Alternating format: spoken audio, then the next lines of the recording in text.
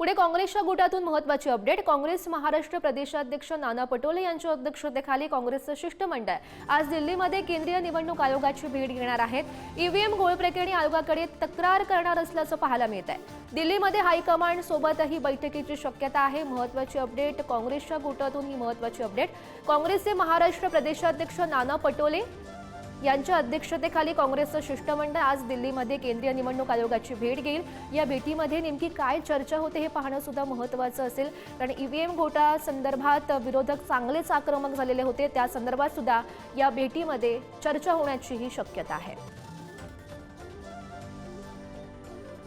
तर नाना पटोले यांच्या अध्यक्षतेखाली काँग्रेसचं शिष्टमंडळ आज दिल्लीमध्ये केंद्रीय निवडणूक आयोगाची भेट घेणार अशी माहिती मिळते।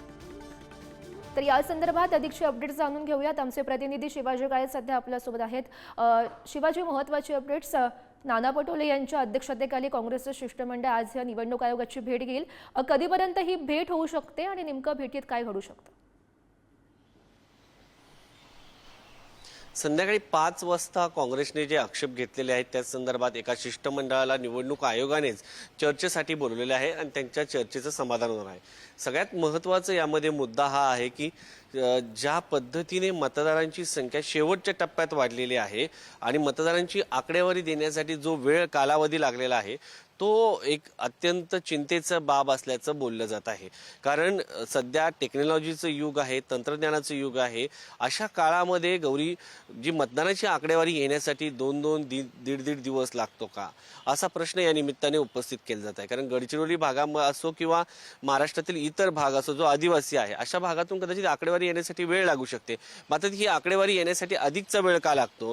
दुसरं म्हणजे ईव्हीएम मधून जी आकडेवारी समोर येते त्याची टक्केवारी समोर येते, पूर्णतः आकडेवारी का सांगितली जात नाही, असे एक ना अनेक प्रश्न आहेत। आणि संगणकीय प्रणालीमध्ये जी आकडेवारी मोजण्याचं एकक आहे, जे तंत्रज्ञान आहे, हे कोणत्या पद्धतीनुसार मोजलं जातं? ईव्हीएमची जे मतदान असतं ते ईव्हीएमचं मतदान देणारा हा नागरिक असतो आणि ईव्हीएम म्हणजे निवडणूक आयोग हा कस्टडियन असतो। तर आपलं मतदान हे कोणत्या पक्षाला गेलं हे जाणून घेण्याचा अधिकार हा मतदारांना असतो। मात्र यामध्ये मतदारांना व्हीव्हीपॅटची मोजणी करायची की नाही या संदर्भात काय नक्की कायदे आहेत आणि भविष्यामध्ये ईव्हीएम बाबत अधिक पारदर्शकता येणं गरजेचं आहे। या सगळ्या दृष्टिकोनातून आता निवडणूक आयोग काय नवीन उपाययोजना करतं का? त्याचबरोबर ज्यांनी म्हणजे कोणत्याही पक्षाचे असो ज्यांनी भडकाऊ भाषणं दिले, धार्मिक वक्तव्य केली, जातीवादी वक्तव्य केली, महिलांबद्दल वक्तव्य केली, त्यावरती केंद्रीय निवडणूक आयोग काय भूमिका घेतो? या सगळ्या निवडणुकीमध्ये महाराष्ट्राच्या मोठ्या प्रमाणात पैसा वाटला गेला असं दबक्या आवाजात सातत्याने चर्चा होत असते। यासाठी पैसा थांबवण्यासाठी काय चर्चा केली जाते हे पाहणं महत्त्वाचं असेल। धन्यवाद दिलेल्या सविस्तर माहितीसाठी।